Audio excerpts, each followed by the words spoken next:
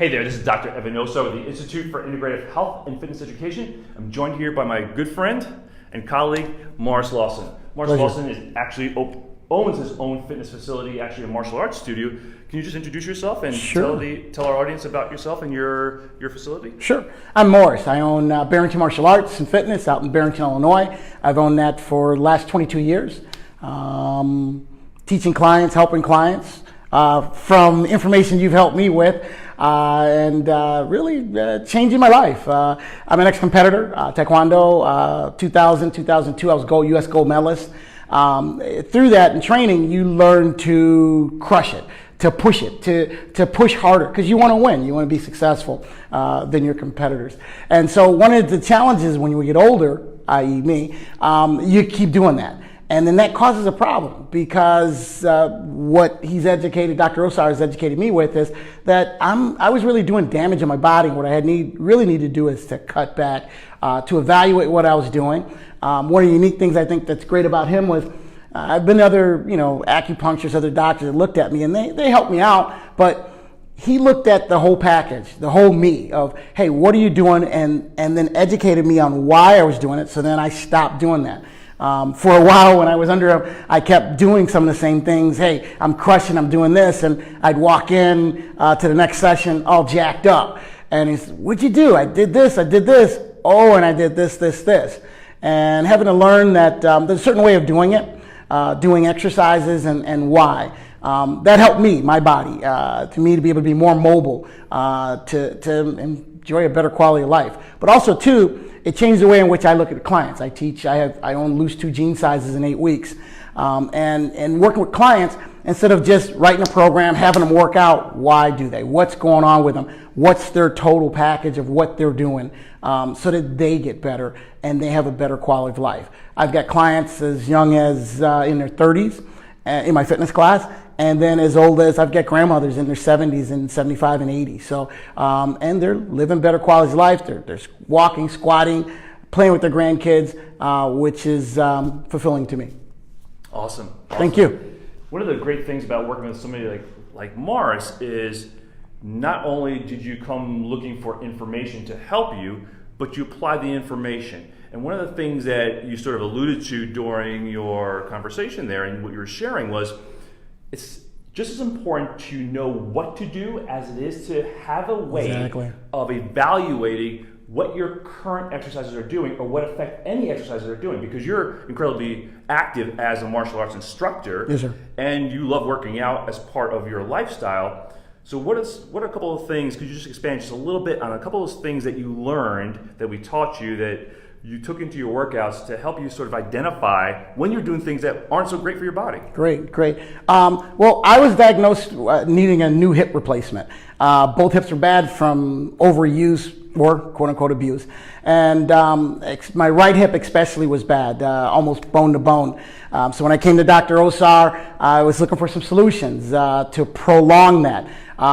In fact, I followed him from another city. He was originally another city and then came to Chicago, and I followed him from that other one to here because he's good, is what he's doing. And so at any rate, bad hip. And so what I was constantly doing was causing pain and discomfort. And he had given me solutions, exercises to do, but the reasoning behind why and then how to activate that so that I didn't abuse it. And hey, 10 years ago, they evaluated me with that. I'm walking around, I have a good quality of life, and I hadn't had to have a hip operation as of yet, which is good. I'm trying to prolong that. So anyway, that was, awesome. No, pleasure. One of those things that we shared with Morris and that we share with all our clients and patients when they come to our office is that paradigm, the integrated movement system that we created to help us work with clients just like Morris, because there's so many people that present with osteoarthritic changes of the hip and knees, and we're actually presenting on that this coming weekend. Wow. One of the most important concepts is having that evaluation process,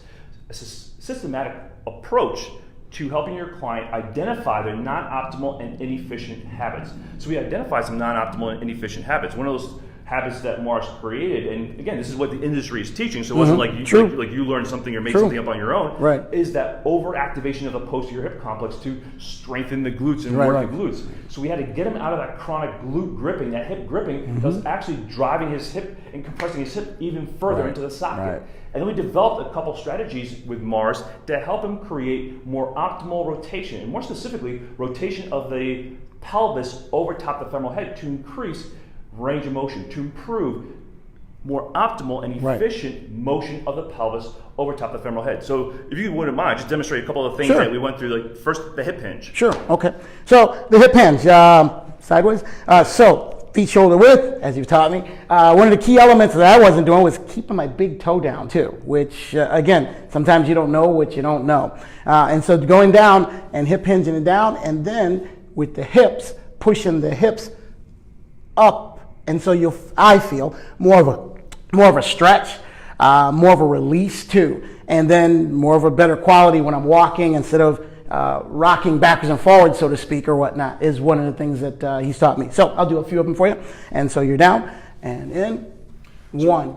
So one of the goals of being in this position, just bring your head just a little longer and tuck your chin just a bit, is the focus on getting the pelvis to rotate anteriorly over top of the femoral heads to release through the posterior aspect of the glute median, glute max, because that's where the clients are not getting through their hips to improve their hip hinge, to improve motion of the pelvis over top of the femoral heads. So we worked on Morris, really slowing him down, because as a former gold medal martial artist, he was used to doing things very strong and very fast. So we had to slow him down and make him very aware of his movement patterns, and that's what made a huge difference for Morris and many individuals that are coming in with chronic osteoarthritic hip. And even when they're bone on bone, you can still make dramatic changes. Perfect. The other pattern we use with Morris that worked very well for him and for many of our clients with osteoarthritic hips is getting the pelvis to move not just in the sagittal plane, but also in that transverse plane, because walking is all about putting your foot down and moving that pelvis over top of the femoral head or over top of the hip joint.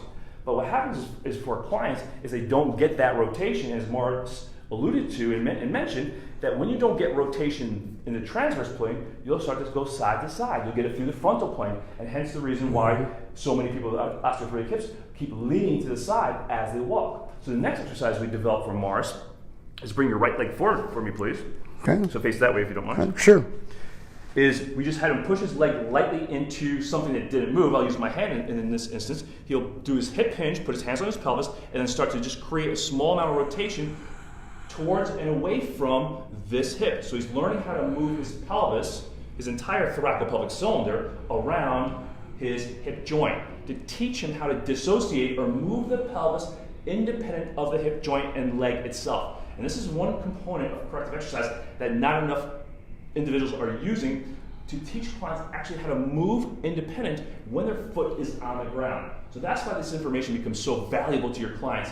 And Morris, when he does this, he mentions to me that you feel almost an immediate change in your hip range of motion and control. Yes, as long as I get in the right position, get in this hinge and push back, as you've taught me, and it stretches it out, bam, and it loosens everything up. And what's great about this is not just mobility work, because too many clients are just hanging out in stretches or doing tons of myofascial release, but they're not teaching their brain how to activate these muscles and how to use this patterning appropriately. What's great about these patterns is they're very active type patterns. You're teaching your client to use their muscles to move their body in the appropriate manner with the proper alignment, using the principles of the integrated movement system: alignment, breathing, and control. Perfect.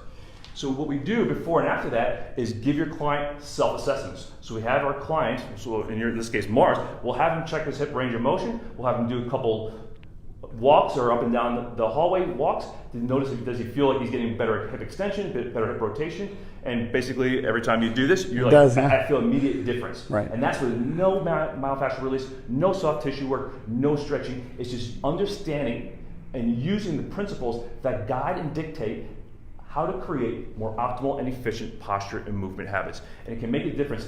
Like Morris said, he was basically bone on bone, was at a point where the doctor said, you needed a hip joint replacement, just go ahead and schedule it. And now he's 10 years later without any injections, no regenerative medicine procedures, no PRP, no prolotherapy, no stem cell, even though those are great strategies as well. But 10 years later, by learning what things to stop doing, stop Right. crushing your hip, Yeah. learning the right things to do, Right. and then using a strategic approach, progressively using the right exercises and the right progressions.